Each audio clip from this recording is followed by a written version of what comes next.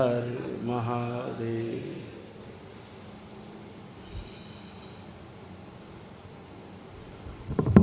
सभी का बहुत बहुत स्वागत है। One is welcome.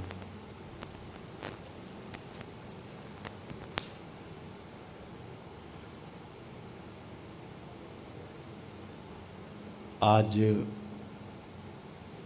सत्र का शिविर का पहला दिन, पहला सत्र।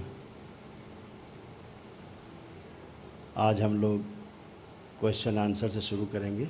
जो अंदर जिज्ञासाएं हैं उनको शांत करने की कोशिश करेंगे। और दूसरा सेशन जो होगा 7 बजे से 8:30 बजे का, उसमें ध्यान साधना करेंगे। और अभी का जो स्टार्ट हो रहा है शिविर 4:30 बजे से, ये इसमें 6:30 बजे तक हम लोग क्वेश्चन आंसर पे जाएंगे। जो अभी तक कोई साधना में प्रॉब्लम्स आई हों, समस्या आई हों, कुछ अनुभव किए हों, उस पे बात करेंगे।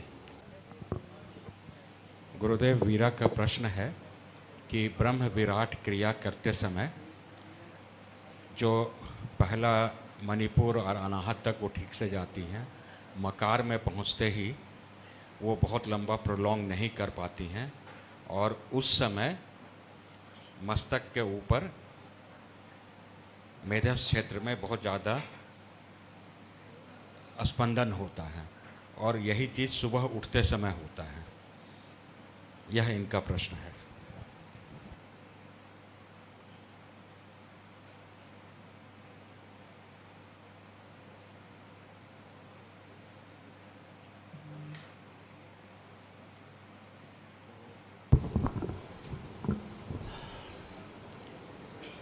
बहुत सुंदर प्रश्न किया है, सबके समझने लायक है ये। This is very important and very good question, and this is a question with the answer whereof should be understood by everybody. Tohle je velmi důležitá otázka a odpověď je potřeba, aby porozuměli úplně všichni. Je to důležité pro všechny. ये किसका प्रश्न था? वीरा का प्रश्न था। ओह, वीरा। मेरा का। Very good. इस प्रश्न का आना ये सिद्ध करता है कि साधना भी ठीक से हो रही है और ऑब्जर्वेशन भी सही से हो रहा है। This question itself reflects and proves that you are on the right path of sadhana, you are doing it correctly, and you are able to observe the process correctly and thoroughly. Otázka sama o sobě ukazuje na to, že jsi na správné cestě a že správně dokážeš pozorovat vlastně ten svůj progres.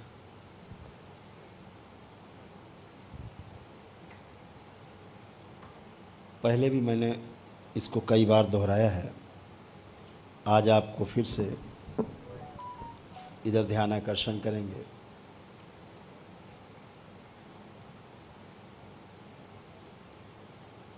जब तक स्मृतियाँ शेष रहती हैं जीवन में, हमारे चित्त में, तो हमें बार बार जन्म लेना होता है। जिस शरीर यात्रा में दी गई स्मृतियाँ जब समाप्त होने लगती हैं, तो वह शरीर यात्रा भी समाप्त हो जाती है। ये नियम है।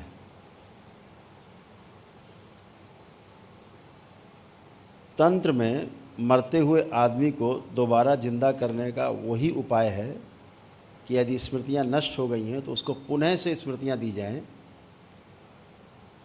स्मृतियों में स्वतः ही अपने प्राण होते हैं। स्मृति अपने आप में एक स्वतंत्र शरीर के रूप में कार्य करती है। तो जब स्मृतियां दे दी जाती हैं मरते हुए व्यक्ति को, और अधिक यानी ज़्यादा काम दे दिया गया, एक आदमी सोने जा रहा है, उससे कहा जाए नहीं नहीं सोना नहीं भाई, अभी ये काम, बहुत नींद आ रही, नहीं नहीं अभी ये काम है, अभी इसको करके तब सोना है। तो फिर वो करेगा घंटा 2 घंटा, कैसे भी करेगा, तो वो समय उसका बढ़ गया, नहीं सो पाया। ऐसे ही मृत्यु का है यदि स्मृतियाँ उसको मरते हुए आदमी को दे दी जाए, जिसकी श्वास निकल रही है, मर रहा है, रोज़ करता है दरबार ये, मरते हुए को श्वासें दे देना, यदि उसके शरीर के अंग प्रत्यंग ठीक है, जीवन शरीर को चलाने में सक्षम है, तो वो स्मृतियाँ तुरंत काम करती हैं और व्यक्ति फिर से लगता है जिंदा हो गया और अपना काम करता है। तो स्मृतियाँ मिल गई। पहले तो इस बात को ठीक से समझ लेना है। इसी क्रम में जब आगे समझते हैं तो बहुत अद्भुत है।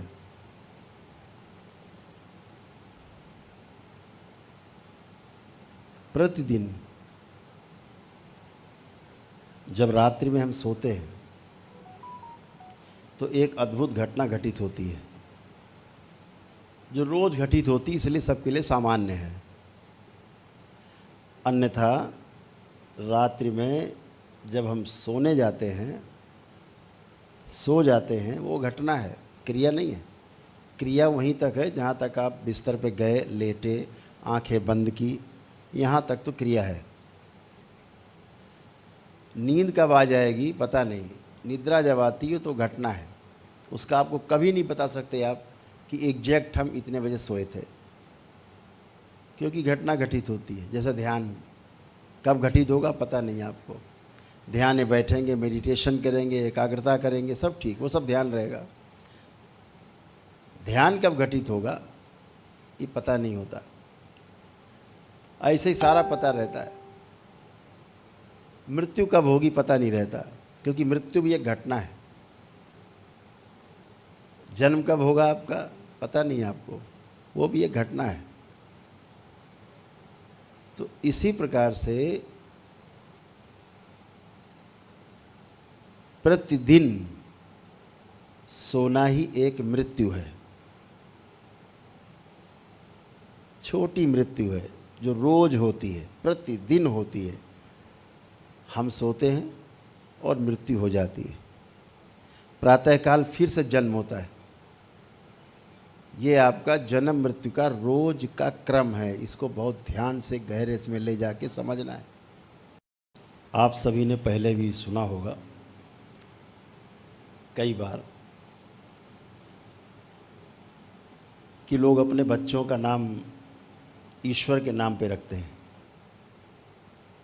अपने आराध्य के नाम पर अपने बच्चों का नाम रखते हैं। कहते हैं कि जब अंतिम समय आएगा और किसी ने अपने बच्चे का नाम नारायण रखा है तो बोलता है नारायण।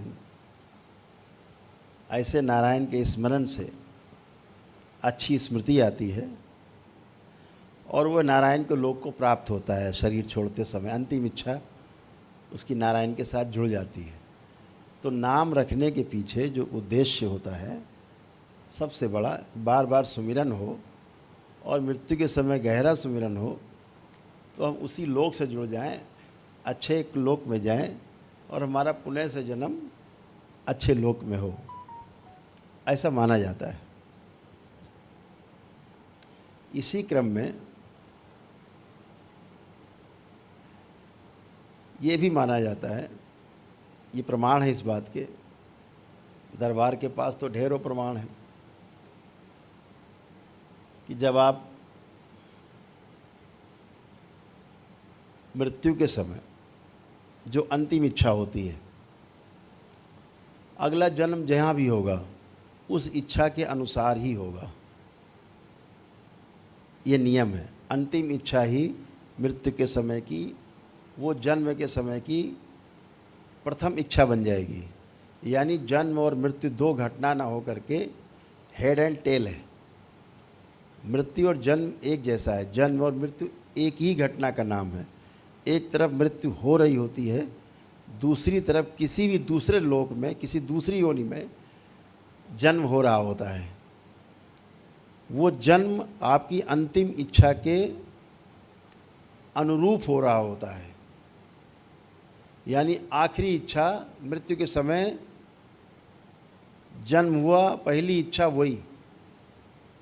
अब उसी इच्छा के वशीभूत होकर के पूरा अगला जन्म उस इच्छा के प्रधान इच्छा बन जाएगी, उसके आसपास घूमेगा। यह चिरकालीन निद्रा है, यह मृत्यु है जो आपको अगली शरीर यात्रा के लिए तैयार करती है। तो जैसा मैंने कहा कि मेरा का जो ये प्रश्न है इसलिए बहुत अच्छा है, प्रमाणित करता है कि ठीक से ध्यान दे पा रही हैं, ठीक से ऑब्जर्व कर पा रही हैं, इसलिए प्रश्न उनका ठीक ठीक आया है।